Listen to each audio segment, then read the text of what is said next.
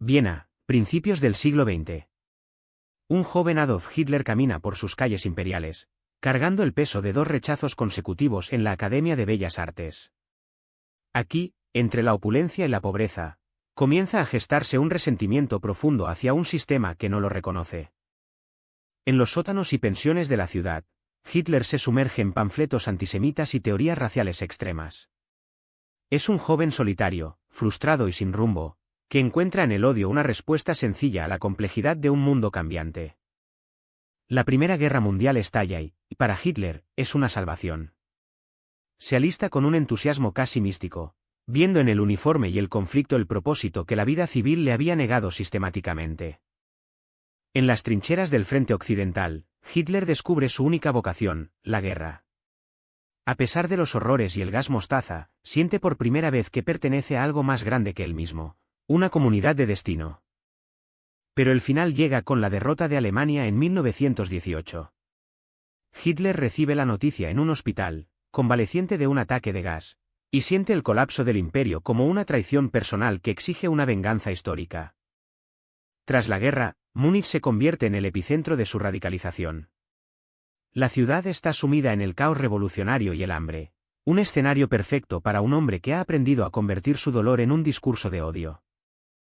Hitler comienza a frecuentar pequeñas agrupaciones políticas, donde descubre un talento innato, la oratoria. Sus palabras, cargadas de rencor y nacionalismo, empiezan a hipnotizar a una audiencia desesperada por encontrar culpables de su miseria. Tras el fracaso del Putsch de Múnich, Hitler comprendió que no tomaría el poder mediante las armas. El NSDAP cambió su estrategia, ahora, el objetivo era destruir la democracia desde adentro. La República de Weimar, herida y frágil, le abrió la puerta sin saberlo. Entonces, el crack del 29 golpeó a Alemania como un martillo. Millones de desempleados llenaron las calles, sintiendo que el sistema les había fallado. Hitler vio su oportunidad, el hambre y la desesperación eran el abono perfecto para su mensaje. Joseph Goebbels, el arquitecto de esta nueva maquinaria, tomó el control. Comprendió que la política no se trataba de lógica, sino de emociones puras. Convirtió a un partido marginal en una marca política moderna y agresiva. El uso de la radio y los mítines masivos fue revolucionario. Hitler recorría el país en avión, presentándose como el Salvador que descendía de los cielos. Su retórica populista culpaba a los enemigos internos de todos los males de la nación. La estética lo era todo, esvásticas rojas, uniformes impecables y desfiles coreografiados. Todo estaba diseñado para ofrecer orden frente al caos que se vivía en las esquinas. La gente no solo compraba un discurso, compraba una identidad colectiva. Mientras los partidos tradicionales discutían, los nazis hablaban de orgullo y renacimiento nacional. La maquinaria de propaganda no solo convencía, seducía a una sociedad que buscaba desesperadamente una salida. El camino hacia la Cancillería estaba trazado. La noche del 27 de febrero de 1933, las llamas devoraron el Reichstag. Hitler vio en este incendio la oportunidad perfecta para eliminar a sus enemigos políticos. Sin perder tiempo, culpó a los comunistas de una conspiración contra el Estado. Bajo la excusa de la emergencia, Hitler convenció al presidente Hindenburg de firmar un decreto que suspendía las libertades civiles. De la noche a la mañana, la democracia alemana quedó asfixiada. La policía podía arrestar a cualquiera sin juicio previo. La ley habilitante fue el golpe de gracia. Esta norma otorgó al gabinete de Hitler el poder de crear leyes sin pasar por el Parlamento. El Reichstag, símbolo de la democracia, se convirtió en un escenario vacío y sin poder real. El terror comenzó a institucionalizarse. Se crearon los primeros campos de concentración para encerrar a socialistas, comunistas y disidentes. El miedo se instaló en las calles mientras la Gestapo vigilaba cada rincón del país. Hitler no solo buscaba control político, sino el control de las mentes. Joseph Goebbels tomó las riendas de la propaganda, inundando los medios con imágenes heroicas del líder. Alemania debía adorar a su nuevo salvador. El culto a la personalidad alcanzó niveles asfixiantes. El saludo nazi se volvió obligatorio y el retrato del Führer presidía cada aula y oficina. Hitler ya no era solo un político, se presentaba como la encarnación del destino alemán. Con Hindenburg agonizando, Hitler eliminó cualquier rastro de oposición interna. El Tercer Reich estaba consolidado y la República de Weimar era solo un recuerdo enterrado. El camino hacia la guerra estaba totalmente despejado. Tras consolidar el poder absoluto, Hitler comenzó a quitarse la máscara. El Tratado de Versalles, que limitaba al ejército alemán, se convirtió en papel mojado. El régimen inició un rearme masivo y secreto, desafiando abiertamente a la comunidad internacional. En 1936, las tropas alemanas marcharon hacia Renania, una zona que debía permanecer desmilitarizada. Fue una prueba de fuego para las potencias europeas. Al no recibir una respuesta contundente, Hitler comprendió que el miedo paralizaba a sus adversarios. El siguiente paso fue el Anschluss, la anexión de Austria. En marzo de 1938, los tanques alemanes cruzaron la frontera entre vítores y banderas esvásticas. El sueño de unir a todos los pueblos germanos bajo un mismo Reich se hacía realidad. Pero Hitler no se detendría ahí. Su ambición se centró en los Sudetes, una región de Checoslovaquia con población mayoritariamente alemana. Europa contuvo el aliento, temiendo que una nueva guerra mundial fuera inminente. Para evitar el conflicto, las potencias occidentales eligieron la política del apaciguamiento. En la conferencia de Múnich, Chamberlain entregó los Sudetes a Alemania a cambio de una promesa de paz. Fue un error de cálculo que cambiaría la historia para siempre. Pocos meses después, Hitler rompió su palabra y ocupó el resto de Checoslovaquia. El mundo finalmente comprendió que el dictador no buscaba justicia, sino dominación total. La diplomacia había fracasado estrepitosamente. El último acto de esta tragedia comenzó con un pacto inesperado, el acuerdo de no agresión con la Unión Soviética. Hitler se aseguraba de no luchar en dos frentes mientras apuntaba sus cañones hacia Polonia. El abismo estaba a solo un paso. Tras la invasión de la Unión Soviética, la retórica del odio se transformó en una logística de exterminio. Lo que comenzó como persecución y guetos se convirtió en un plan sistemático.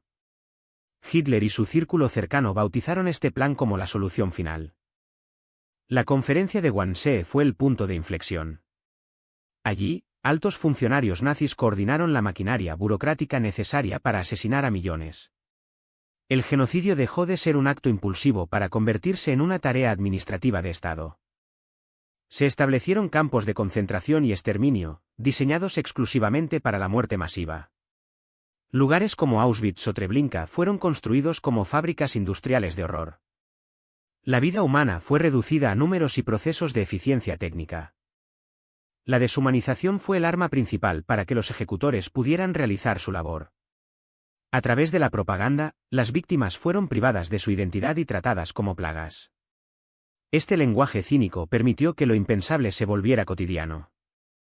Los trenes de carga se convirtieron en el símbolo más cruel de esta maquinaria. Familias enteras eran transportadas en condiciones infrahumanas hacia su destino final. Europa entera se vio envuelta en esta red de muertes sin precedentes. Dentro de las cámaras de gas, la industrialización del asesinato alcanzó su punto más oscuro. Millones fueron ejecutados en cuestión de minutos, ocultados bajo el secreto de Estado. La escala de este crimen desafía todavía hoy nuestra capacidad de comprensión. El Holocausto no fue un accidente de la guerra, sino el objetivo central de la ideología nazi. Al intentar borrar a un pueblo entero, el régimen se hundió en una oscuridad moral de la que nunca podría salir.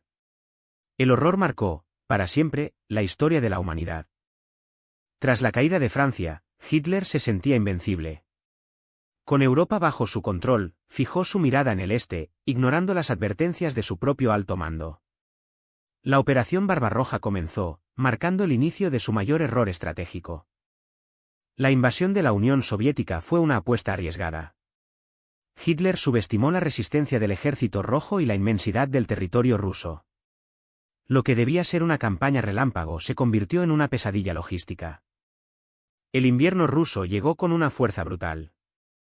Los soldados alemanes, sin suministros adecuados ni ropa de abrigo, quedaron atrapados en el barro y la nieve. La maquinaria nazi comenzó a fallar ante temperaturas bajo cero. Stalingrado se transformó en la tumba del mito de la invencibilidad alemana. Hitler ordenó no retroceder bajo ninguna circunstancia, condenando a su sexto ejército a la aniquilación total. Fue la primera derrota catastrófica del régimen. Mientras tanto, en el norte de África, la situación también se desmoronaba. La derrota en el Alamein cerró las puertas hacia el petróleo del Medio Oriente. Hitler perdía la iniciativa en todos los frentes simultáneamente. La guerra de movimiento se convirtió en una guerra de desgaste que Alemania no podía ganar. Los recursos se agotaban y la industria aliada superaba ampliamente la capacidad de producción del Tercer Reich. El régimen estaba ahora a la defensiva. El delirio de Hitler y sus constantes interferencias en el mando militar cavaron la tumba del nazismo. La confianza de sus generales se fracturó definitivamente. El principio del fin ya era una realidad innegable para Berlín. Abril de 1945. Berlín es un cementerio de escombros bajo el constante bombardeo soviético. Hitler se refugia en el Führerbunker, un mundo subterráneo donde la realidad ha dejado de existir y solo queda el delirio. Dentro, el ambiente es claustrofóbico y opresivo. Hitler, envejecido y con la salud quebrada, dicta órdenes a ejércitos que ya no existen, mientras sus generales observan en silencio el colapso final de su imperio. El 30 de abril, el dictador contrae matrimonio con Eva Braun en una ceremonia lúgubre. Poco después, ambos se retiran a sus aposentos privados para poner fin a sus vidas, evitando así la humillación de la captura.